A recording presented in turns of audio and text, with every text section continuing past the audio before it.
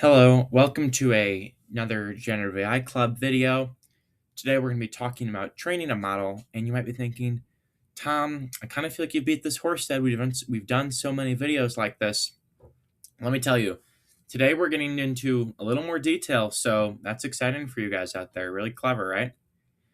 Um, so three things we're going to go over. We're going to go over loss functions, then we're going to go over on kind of how that moves into backpropagation, and then finally, we'll talk about how you can overfit or underfit a model and why you want to fit it just right.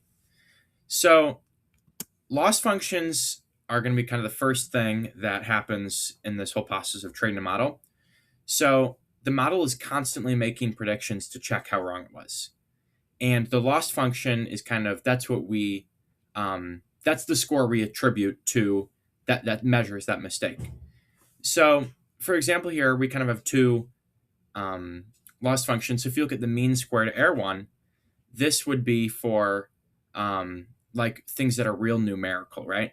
So the goal of all these functions is going to be to reduce the loss over time, and that's why we measure these. So for mean squared error, it's used for predicting numbers like a price or a temperature or a distance, right? You can really see how accurate you are. And it's going to measure how far predictions are from their actual value. So then if you're off by like 20%, yeah, you're going to get punished pretty heavily. And they're punished heavily because it's squared. So like, um, you know, you know how that works. If you're 20 off, you're going to get 400. Um, and then that obviously in total encourages the model to make predictions closer to the true value. And then cross entropy loops, they're for classification problems. So if you're saying this email is spam or this email is not spam, you can't be like one away from that, right? You're either right or you're wrong.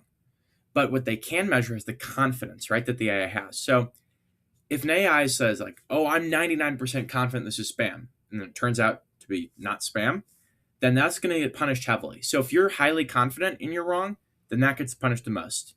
Um, so that's it encourages the model to assign high probability to the correct classification and not kind of give that high confidence on things that it shouldn't be confident on. So next we're going to talk about overfitting versus underfitting. So overfitting and underfitting they're not things you want to happen in a model. If your model is too complex, that would mean you fitted it, and if your model is too simple, that would mean you underfitted it. So essentially, this means that it's failing to capture the patterns within the data, and that could be based on you didn't put enough of it in, you didn't put the right amount, you didn't train it for long enough, and if you overfit a model and you kind of give it all this one specific type of data, then it's going to really just memorize that training data, and it's not going to be able to get those patterns. But if you underfit it and you don't get much and it doesn't train that much, then the predictions are going to be consistently wrong. It doesn't understand enough, doesn't have enough to go off of yet. But if you overfit it and you just keep on having it work just on this training data, then small noises in the data are going to get treated like real patterns as it kind of keeps on getting into the nitty gritty of it all, right? But if you underfit it, then the model is going to miss obvious trends since it doesn't have the time. So the goal of kind of this whole training process is to build on kind of what we have in the model and then kind of get it just closer and closer. And there's kind of a point to where you want to stop once it's fit just right, because if you go too far, then you're going to start hitting in that overfitting territory. And then lastly, we're going to say, like, how is that actually learning? So what backpropagation is.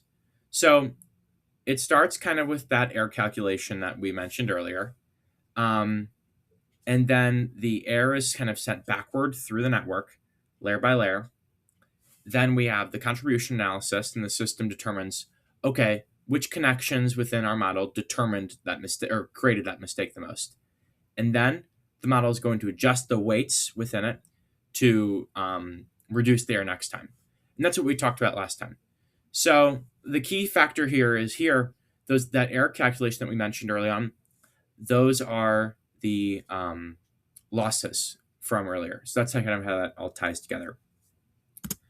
I hope you learned a thing from this video and you enjoyed it. As always, if you have any questions, please email me, or you can ask AI yourself. Wouldn't that be really meta? or email anyone in the Gen AI Club, and I'm sure they'd be willing to help. So thank you for watching, and I hope you like the next one.